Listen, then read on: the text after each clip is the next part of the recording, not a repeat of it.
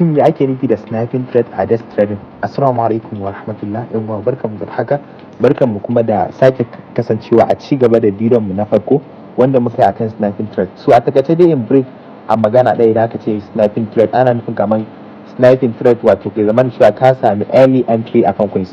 Misali coins ya tafi irin almost 200k market cap 1 million, so kai at least ka same shi tun yana 10k ko yana 50k, like kai sniping din, so like ko kuma ka same shi tun yana 5k MC ma ko 10k.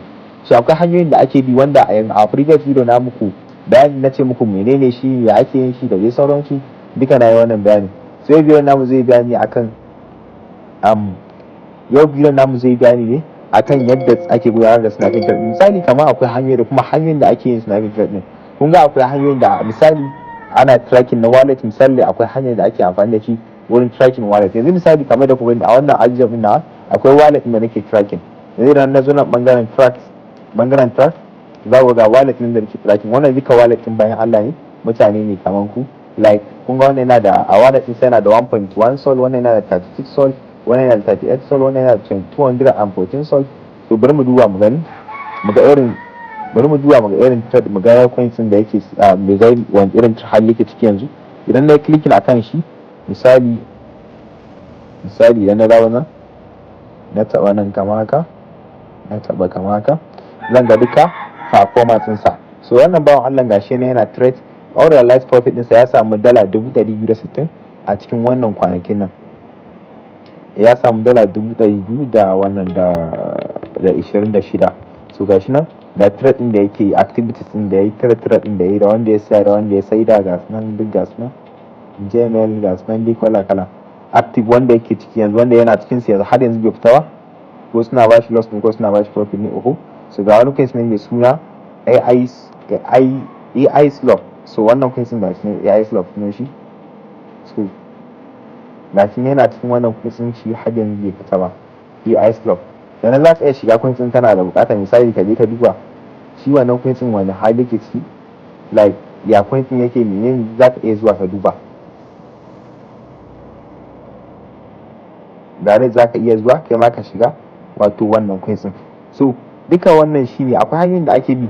Duk sanda ya siya coins za ku ga yanzu irin wayannan mutanen za ku suna siyan coins ne da wuri. Bitcoin za ka suna siyan coins din yana irin 5k 3k MC da sauransu. Wani zai ce to ya ake samun irin wallet din da nasu.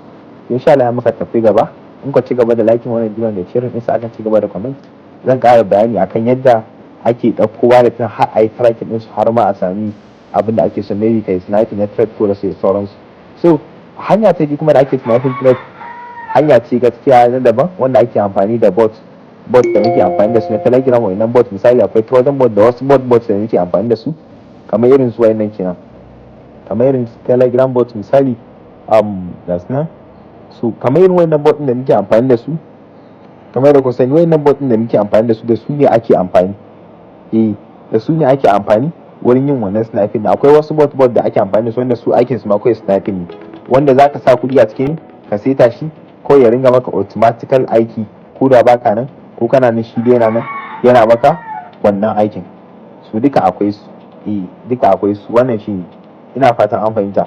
So akwai abubuwa da yawa da ake amfani da shi, misali da wurin tracking wallet, ko kuma za ka yi amfani da bot, duka ana amfani da shi wurin yin sniping thread.